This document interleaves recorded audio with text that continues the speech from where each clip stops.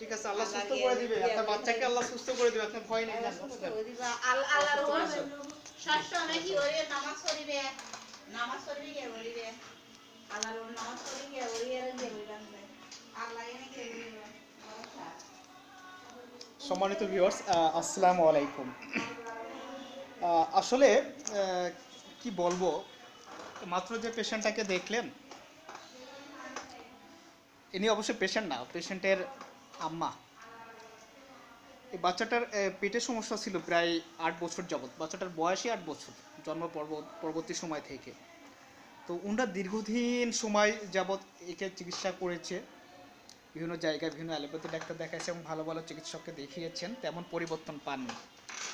না পাওয়ায় পরবর্তীতে এনারা আমার এখানে আসেন, আমার কোনো পুরাতন রোগী রেফারে। তো আমি 3 মাস আগে চিকিৎসা করেছিলাম এবং তেনারা সুস্থ হয়েছিলেন আলহামদুলিল্লাহ। মাত্র 3 দিনের ওষুধে মোটামুটি পরিবর্তন চলে এসেছিল এবং এই রোগীটাকে আজকে হঠাৎ 3 মাস পরবর্তী সময়ে আবার এই পেটে ব্যথা দেয় এবং ক্রনিক ব্যথাটা খুব বেশি জটিল ছিল আর কি। তো যাই হোক, আমি ইমার্জেন্সি ট্রিটমেন্ট দিয়ে, আমি যদি একটা লাইভে বলেছি যে প্রথম 10 মিনিটের মধ্যে পরিবর্তনটা দেখা দেয় এবং পরবর্তী 17 মিনিটের মধ্যে ম্যাক্সিমাম পরিবর্তন হয়ে যায় এবং সবশেষ রোগীকে আমি মাত্র 3 দিনে ওষুধ দিয়ে বাসার উদ্দেশ্যে ছেড়ে দিই। তো ভদ্রমহিলাটা আমাকে আসলে অনেক বেশি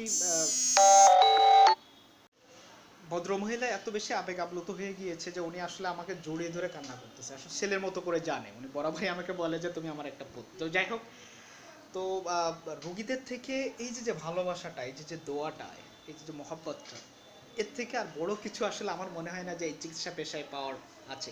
প্রতিনিয়ত অনেকে, যেমন কয়েকদিন আগে এক রোগী বলছে যে আমি আসার আগে মসজিদে আপনার জন্য দোয়া চেয়ে এসেছি। তো আলহামদুলিল্লাহ, এটা শুনে অনেক বেশি ভালো লেগেছে আমার। কারণ হচ্ছে ওই রোগীটাও ঠিক একই সমস্যা। ওই রোগীটা হচ্ছে আপনার প্রায় 3 মাস যাবৎ পায়খানা রাস্তা দিয়ে রক্ত যাচ্ছিল। তার সমস্যা ছিল হচ্ছে বেসিক্যালি হচ্ছে পাইলসের সমস্যা ছিল। আমি 7 দিনে ওষুধ দিয়েছিলাম এবং 7 দিনের ওষুধের মধ্যে তার এই পায়খানা রাস্তায় রক্ত যা বন্ধ হওয়া এবং তার যে মাংস বেরিয়ে আসছিল, প্লাস তার জ্বালা পোড়া ছিল, ব্যথা ছিল, চুলকানি ছিল, এগুলো পরিবর্তন হয়ে গিয়েছে। তো উনি পরবর্তীতে এসেছিলেন আমাকে জানানোর জন্য। তো যাই হোক, এই যে আমরা যদি আন্তরিকতার সাথে, একান্ত আন্তরিকতার সাথে এবং রোগীর প্রতি বিশেষ মনোযোগ আকর্ষণ করে বা বিশেষভাবে মনোনিবেশ করে যদি তাকে চিকিৎসা দেয় এবং সিঙ্গেল মেডিসিনের মাধ্যমে, ক্লাসিক্যাল মেথডে বা একটি মাত্র হোমিও ওষুধ দিয়ে সিঙ্গেল ডোজের মাধ্যমে যদি তাকে চিকিৎসা দেওয়া হয়, অবশ্যই আপনার ওষুধ যদি সিলেকশন ঠিক থাকে, ইনশাল্লাহ সে রোগী আল্লাহ চাহে তো খুব কম সময়ের মধ্যে পরিবর্তন হবে। এবং আমার প্রত্যেকটা রোগীকে আমি অবগত করি যে আমি যে ওষুধ দিব, এখান থেকে আমি ডোজটা যেভাবে রেডি করে দিব এবং আপনার জন্য যে মেডিসিন আমি সিলেকশন করব, এটাতে আমি সর্বোচ্চ আপনার থেকে সময় নেব 7 থেকে 15 দিন। যদি পরিবর্তন হয় তাহলে এই 7 থেকে 15 দিনের মধ্যে ইনশাআল্লাহ পরিবর্তন হবে এবং এমনটি হয়। যদি আমাদের মেডিসিন সিলেকশন শতভাগ সঠিক থাকে, সেই ক্ষেত্রে আপনার ক্রনিক ডিজিজের ক্ষেত্রে 7 থেকে 15 দিনের মধ্যে পরিবর্তন অবশ্যই দেখা দিবে ইনশাআল্লাহ। এবং ক্ষেত্র বিশেষ 1 মাস লাগতে পারে বা তার বেশিও লাগতে পারে অনেক ক্ষেত্রে। আর অ্যাকুট ডিজিজের ক্ষেত্রে বা ইমার্জেন্সি ট্রিটমেন্টের ক্ষেত্রে আমরা 10 থেকে 15 মিনিট বা সর্বোচ্চ 30 মিনিট সময় নিয়ে থাকি।